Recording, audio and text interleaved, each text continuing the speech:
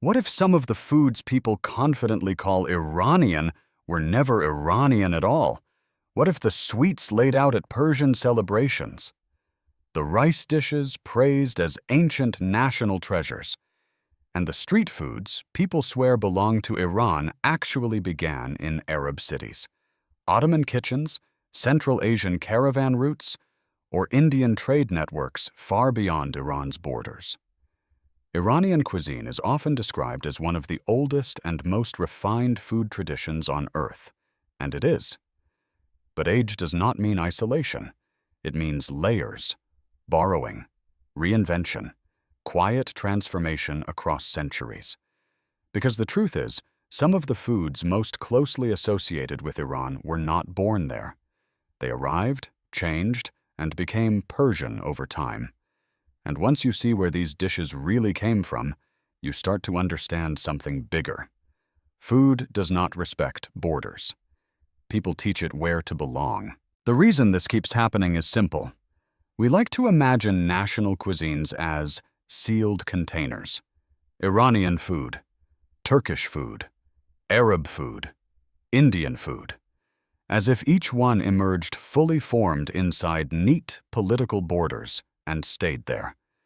But history never worked that way. Not in the Middle East, not in Central Asia, not anywhere trade routes, empires, migrations, and religion kept people moving for centuries at a time. Iran sat at the center of some of the busiest cultural crossroads on Earth.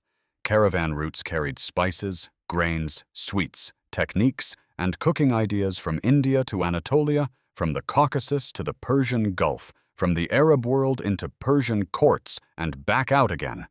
Armies moved, merchants moved, refugees moved, pilgrims moved, and food moved with them. That is what makes this topic so fascinating. A dish can feel completely Iranian today and still have been born somewhere else entirely. It can be cooked in Iranian homes, remembered through Iranian family traditions, and shaped by Persian taste so thoroughly that people stop asking where it began. And that is usually the moment the myth hardens into certainty. But then something strange happens. The older history starts to disappear. And once it disappears, modern identity takes over. A food is called Iranian not because that is where it first appeared, but because that is where many people encountered its most beloved version. That distinction matters, because this is not a story about foods being fake. It is a story about how foods travel, get absorbed, and eventually become inseparable from the people who adopt them. And today, 10 foods people often call Iranian tell exactly that story. Food number 1, baklava.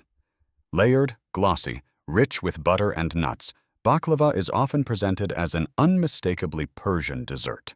And Iran absolutely has its own beautiful versions. But the deeper historical trail does not point cleanly to Iran.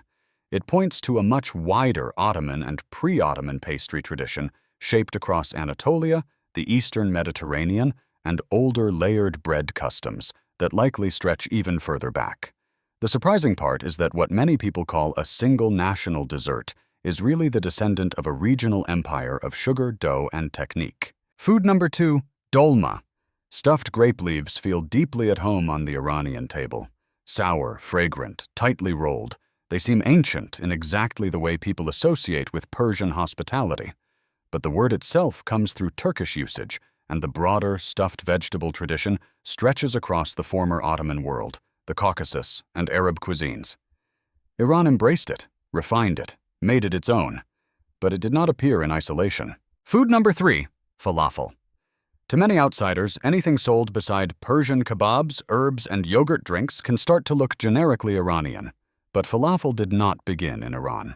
Its strongest origin story points west, most likely to Egypt, where fried legume patties were eaten long before falafel became a broader Middle Eastern staple. The twist is that once a food spreads widely enough, geography gets replaced by atmosphere. People remember the region. They forget the starting point. Food number 4, halva. Dense, sweet, rich, and often perfumed with rosewater or saffron in Iranian versions, halva feels like pure Persian confectionery. But the name comes from the Arabic word for sweet. and halva exists in dozens of forms from the Balkans to South Asia. Some are flour-based, some rely on tahini, some use semolina. Iran has magnificent halvas, but the deeper lineage is pan-regional, not exclusively Iranian. Food number 5, samosa, or the older sambusa family. In southern Iran, versions of this crisp stuffed pastry are common enough that many assume it belongs naturally to Persian cuisine. Yet its trail runs through medieval trade networks linking Central Asia, Persia, and the Indian subcontinent, with older forms likely traveling from West and Central Asia before being transformed in South Asia. The Iranian identity of the dish is real in practice. The birthplace is another matter. Food number 6, kebab. This is where people get especially confident. Skewered meat, smoke, saffron, fire. Surely that is Iranian to the core. But open-fire meat cookery is far older and far broader than any single nation. The word kebab itself comes through Arabic and Turkic linguistic pathways, and many kebab forms developed across a huge zone stretching from the Eastern Mediterranean to Central Asia. Iran perfected particular styles.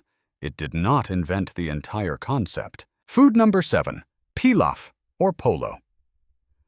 Rice prepared with precision, fragrance, and layered texture is one of the glories of Iranian cuisine. But the broader pilaf tradition is believed by many historians to have roots in Central and South Asian rice cultures before branching across Persian, Turkic, Arab, and later Ottoman worlds. What makes the Iranian version special is not that rice cooking began there. It is that Persian cooks elevated it into an art form. Food number 8, dog and its relatives. The cold yogurt drink served with herbs and salt feels inseparable from Iranian meals. But yogurt-based drinks exist across a broad geography, from the Turkish ayran tradition to other fermented dairy cultures across the Caucasus and Central Asia. The ingredients are simple. The logic is universal. Preserve milk, cool the body, aid digestion. Iran has one beloved expression of a much older shared idea. Food number 9, rosewater sweets and puddings. Rosewater is so strongly associated with Persian flavor that many people assume any dessert scented with it must be Iranian in origin. But rosewater moved through ancient perfume, medicinal, and culinary traditions across the broader Islamic world and beyond. Iran became one of its great masters.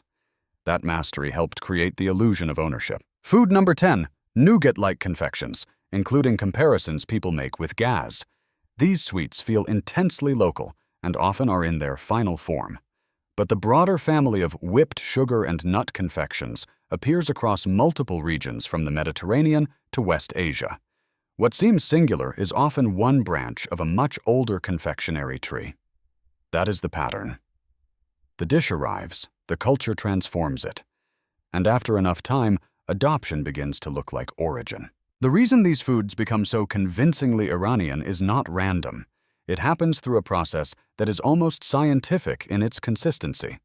A dish enters a culture, but it cannot survive there unchanged. It has to pass through climate, agriculture, language, religion, trade access, and local taste. And once it passes through all of that, it becomes something new. Take baklava.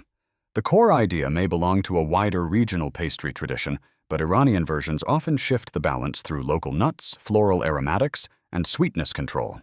That matters, because food identity is rarely decided by who had the first version.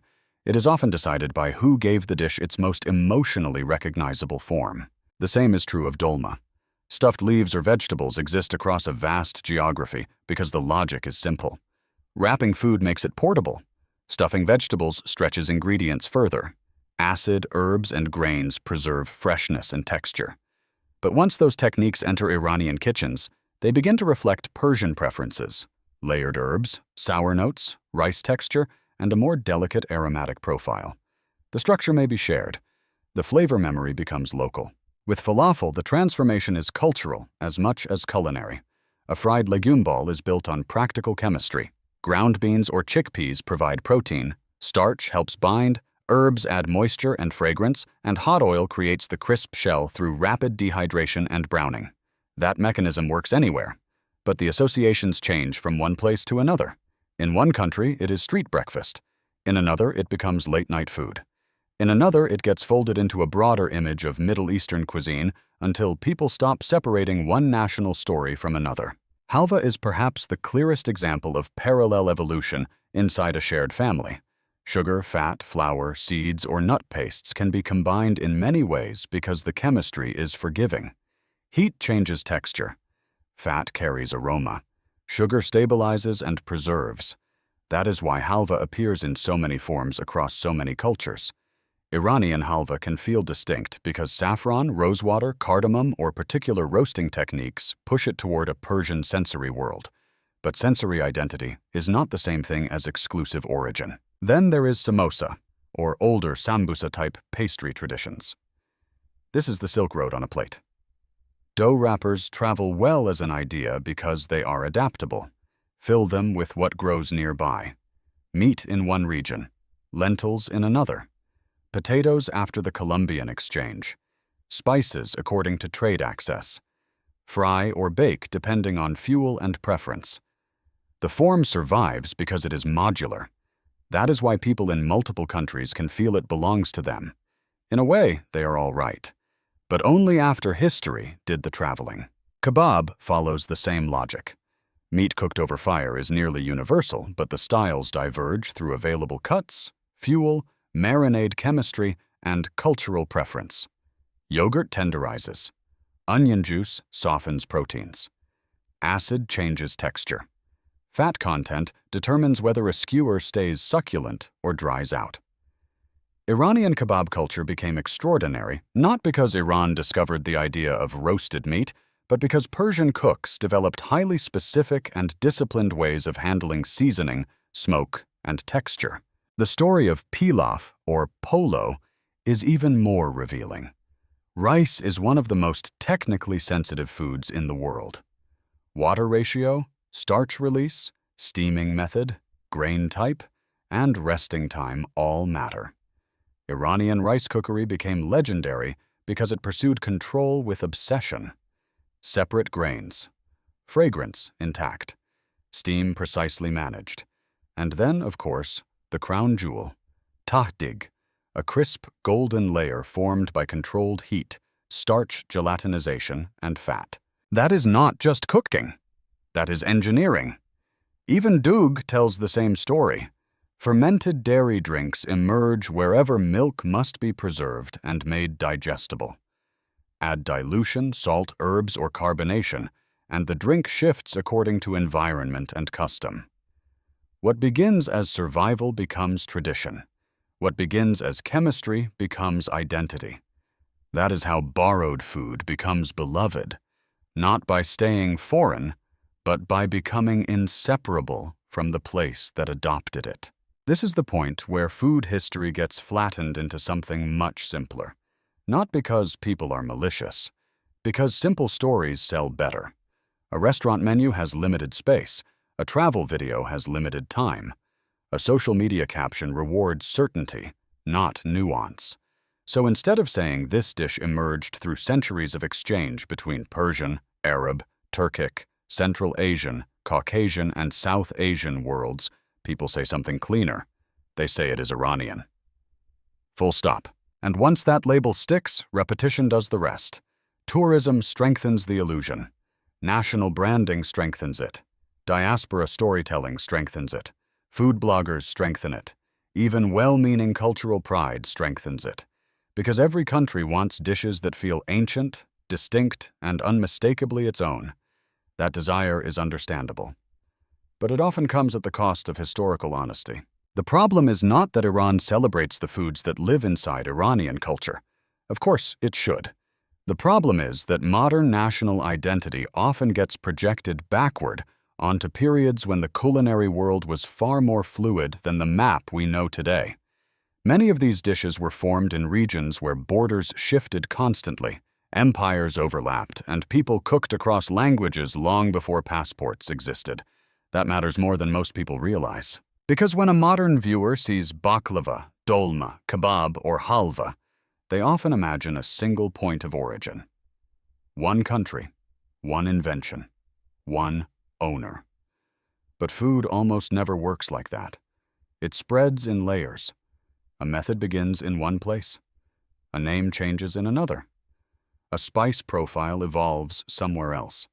A court refines it. A market popularizes it. A migration wave carries it further. And by the time the dish reaches the modern world, the final version feels so complete that people mistake completion for origin. That is how the narrative gets distorted. Not through one lie, through 1,000 simplifications. And there is another force at work here. Visibility. Some cuisines become globally recognizable not only because they are influential, but because they are elegantly packaged for outsiders. When international audiences encounter Persian food through restaurants, documentaries, cookbooks, or beautifully filmed dinner tables, they often absorb the most polished version of a dish without ever seeing the wider family it came from.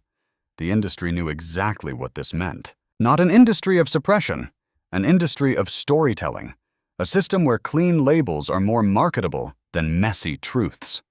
Iranian baklava is easier to market than a Persian variation of a layered pastry tradition shaped across multiple empires.